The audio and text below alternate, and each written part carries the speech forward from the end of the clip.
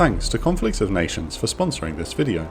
Conflict of Nations is a military-themed player versus player strategy game, where you can lead a real country in modern global warfare. Set in the 20th and 21st century, research and make use of over 100 modern weapon systems to build your army, and compete against up to 99 other players in real time over weeks. Declare war on your neighbours or forge alliances as strong as the coalition of Desert Storm. Conflict of Nations is cross-platform, so that you can compete with your friends on both PC and mobile on the same account to find out who is the ultimate general. The Operations Room fans who sign up by clicking the unique link below will receive an exclusive gift of 13,000 gold and 1 month of premium account completely free.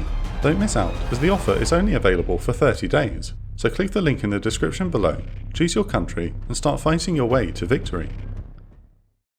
At 8:30 PM on the 6th of April 1945, 10 ships of the Imperial Japanese Navy are approaching the southern end of the Bungo Channel off the coast of Japan. In the centre of the task force is the largest battleship ever built, the mighty 72,000-ton Yamato. The Japanese have enjoyed an uneventful cruise so far, but the lead destroyer Isokaze now picks up a surface contact on radar, most likely an American submarine. Isokaze breaks off from the rest of the formation and heads southeast at flank speed towards the contact, which flees in the same direction. The chase goes on for 50 minutes before the contact is lost.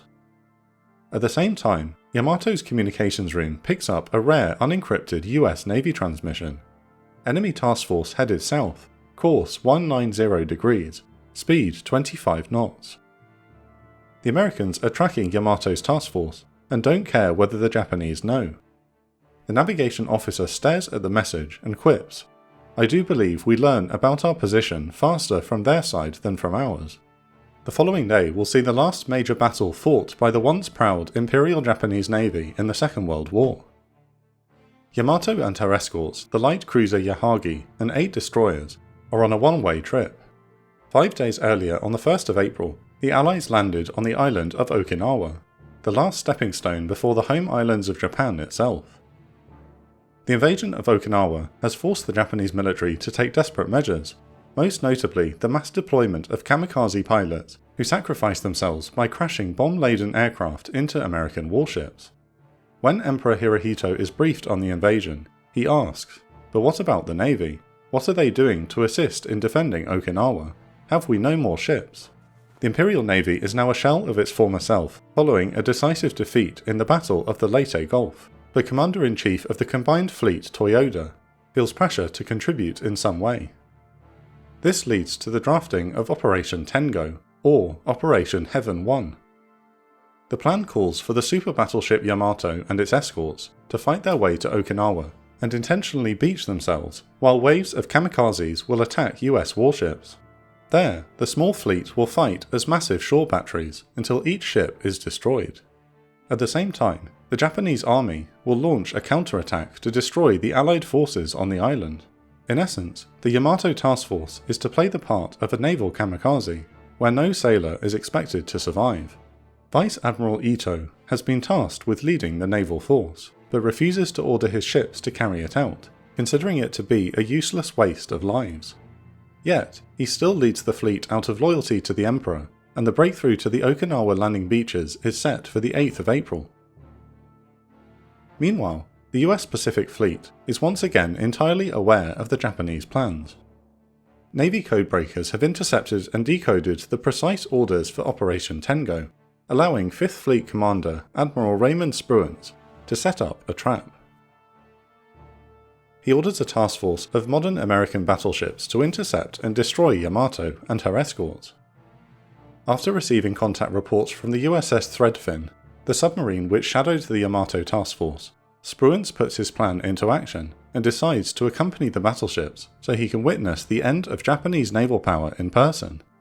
However, Vice Admiral Mark Mitcher believes his powerful fleet carriers of Task Force 58 should have the honour of destroying the enemy. Spruance's orders for Task Force 58 are to defend against enemy kamikaze attacks, but Mitcher believes the order does not strictly forbid him from going after Yamato. While Spruance's warships form a battle line on the morning of the 7th of April, Admiral Mitcher launches search aircraft to locate the enemy fleet.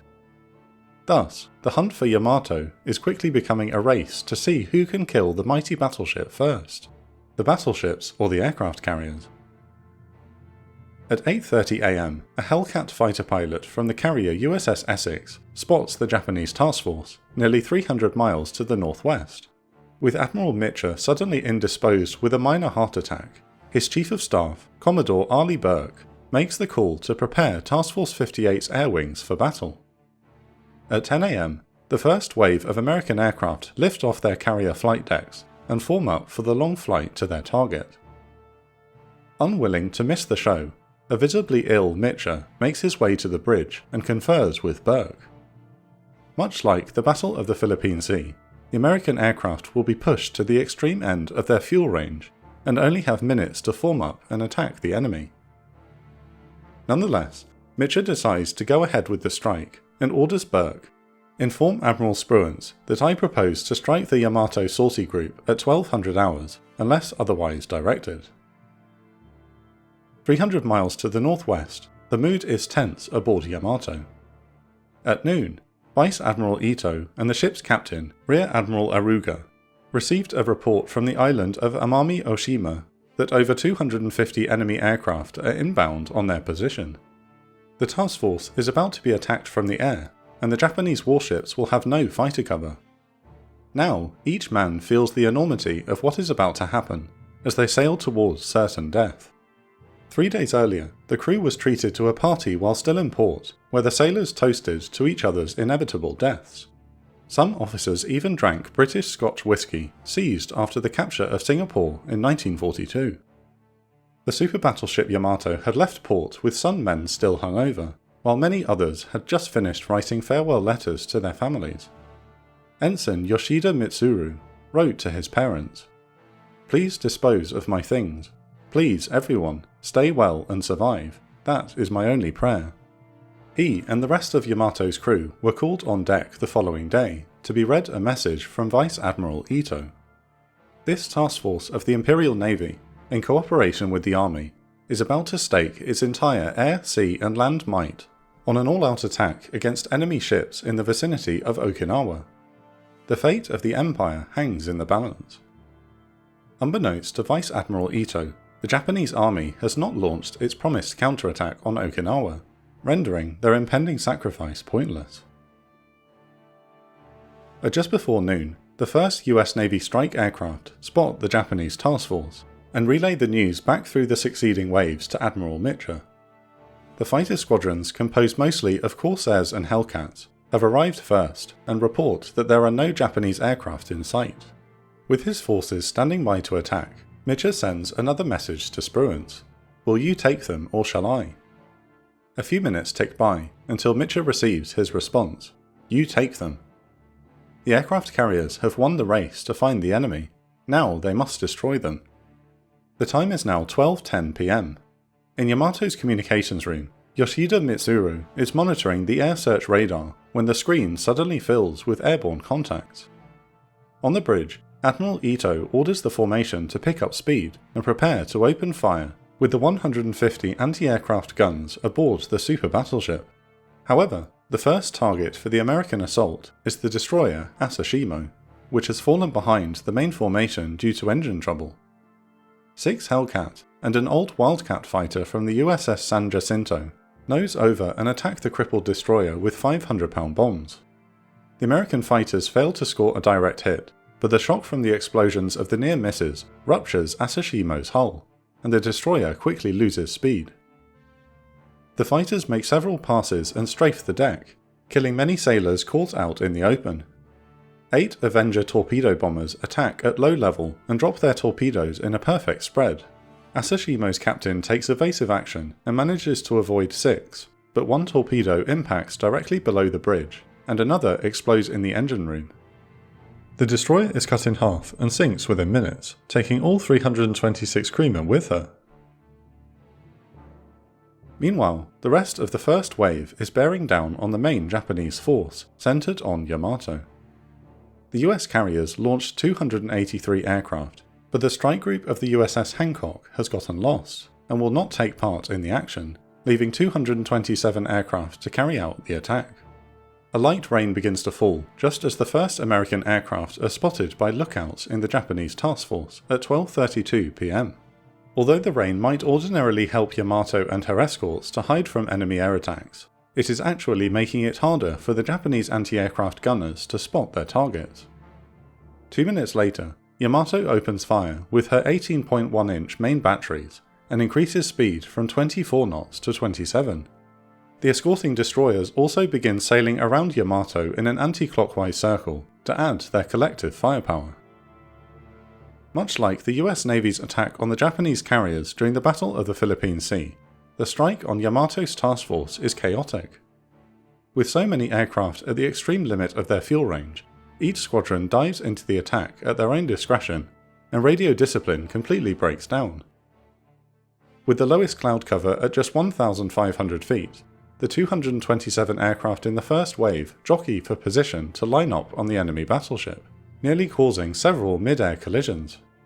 At 12:37 p.m, the Corsairs and Hellcats are the first to commence their attack runs. Although their 500-pound bombs and machine guns can do little damage to the integral parts of the ship, the smaller munitions cause heavy casualties to the exposed anti-aircraft gun crews. While Yamato is putting up an awe-inspiring amount of flak, and the massive Sanshikidan anti-aircraft shells, Japanese fire is wildly inaccurate thanks in part to the rainy conditions. The Hellcats and Corsairs continue to rake the deck, killing and wounding dozens of crewmen. High above, Helldiver dive bombers from the USS Bennington's VB-82 and the USS Hornet's VB-17 move into position to dive on Yamato. As the battle began, Vice Admiral Ito relinquished tactical command to Rear Admiral Aruga, who takes evasive action. Aruga expertly dodges the first dive bombers, and one of the Helldivers is even brought down by anti-aircraft fire. But the evasion does not last long. At 12:40 p.m, a 1,000-pound armor-piercing bomb penetrates and explodes in the crew quarters. Seconds later, another bomb demolishes the aft command station, which knocks out one of the air search radars and starts a fire which quickly consumes an aft 6-inch gun turret. Several near misses are also causing bulkheads to buckle, and Yamato begins to take on water. On the bridge, Rear Admiral Aruga and his subordinates curse the poor results of their anti-aircraft fire, as the American fighters continue to pepper the deck with deadly 50 caliber machine guns, and the Corsairs fire rockets into the superstructure. 5 Avenger torpedo bombers from Hornet's VT-17 approach from the port side, which draws the bulk of Japanese anti-aircraft fire. One is shot down, and another peels off to avoid fire, but the last 3 drop their torpedoes and pass overhead before disappearing into the clouds. A single torpedo hits Yamato at 12:45 p.m, causing the super-battleship to take on 2,235 tons of water, but counter-flooding prevents her from capsizing. In an attempt to draw fire away from Yamato, the light cruiser Yahagi steers away from the formation, where she proves an enticing target. Just a minute after Yamato suffered her torpedo strike, more Avengers line up on the exposed light cruiser. She skillfully evades every torpedo until the last scores a direct hit on the engine room. Yahagi comes to a complete stop as more American bombers prepare their attack runs. Before the day is over, she will take 6 more torpedoes and 12 bomb hits.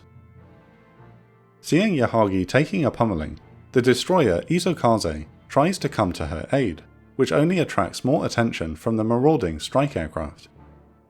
Izokaze is struck by multiple bombs, which also leave her dead in the water. Her sister ship Hamikaze has done an admirable job avoiding bombs and torpedoes until the near miss from a 1,000-pound bomb disables her starboard propeller. A minute later, a torpedo strikes amidships and blows Hamikaze in half. Ensign Mitsuru aboard Yamato watches the destroyer slip beneath the waves, and although there are many survivors, none of the Japanese warships can afford to stop. A third of Hamikaze's crew of 357 will not survive her sinking. Meanwhile, the destroyer Suzutsuki is being attacked by Hellcats when a single 500-pound bomb blows her bow clean off.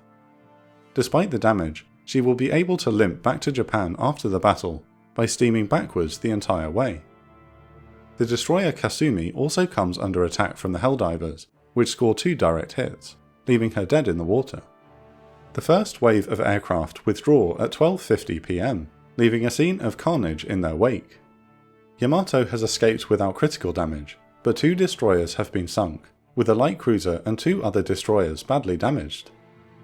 12 minutes later, Yamato's only remaining search radar picks up another wave of attackers.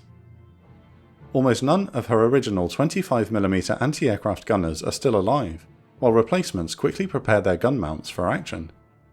Meanwhile, weather conditions continue to deteriorate, as a steady rain adds to decks already slippery with blood. At 12:20 PM, the second wave of 50 aircraft from the USS Essex and USS Bataan begin their attack runs, with the strike aircraft constantly buzzing over the super battleship like hornets. Yamato's gun crews set the Sanshikidan shells to explode after only 1 second. Yet, much like the rest of the task force's anti-aircraft fire, this too is ineffective. Corsairs armed with 1,000-pound bombs dive on Yamato, and one scores a direct hit on her bow. 12 Helldivers nose over and line up on the bridge area. 2 bombs penetrate amidships and explode within the armoured citadel, killing dozens of crewmen. With most of her escorting warships disabled or sunk, all of the remaining aircraft focus on Yamato, while her crew tries in vain to fight back. 10 minutes later, the third wave of 110 aircraft from the USS Yorktown, Intrepid and Langley arrive overhead, while the second wave is continuing to strafe the wounded super battleship. 20 Avengers approach from the port side and release their torpedoes, with the intention of capsizing the battleship on that side. Still moving at close to flank speed, Yamato evades all but 3, which strike in quick succession. 3,000 tons of water pour into the ship, which once again begins to list. With Yamato in danger of capsizing, Rear Admiral Aruga makes an agonizing decision. Having already counter-flooded stabilizing compartments, he has no choice but to immediately flood the starboard engine and boiler rooms without warning the men still at their stations. At just before 1:40 PM, a tearful Aruga orders the counter-flooding, and 300 men are killed as they are overcome by the sudden onrush of water. The flooding mostly corrects the list, but only temporarily. Now, the biggest problem is that Yamato has dropped from 27 knots to just 10. Seeing the massive warship listing to port, 5 more Avengers approach from the same side at 1:42 PM, concentrating their attack in this area in the hope of capsizing Yamato. Another Avenger is shot down, but 2 more torpedoes strike the port side, one of which knocks out the steering. Yamato is now locked in a turn to starboard, with nowhere left to run. Helldivers plant 4 more bombs into the superstructure area, which kills most of the remaining anti-aircraft gunners. 1 bomb penetrates into the warship's dispensary, and kills most of the wounded men and their doctors. The list to port quickly grows to 35 degrees, forcing the sailors still on board to brace themselves against the nearest railing. Most of the guns have been knocked out, their crews cut to pieces by strafing fighters.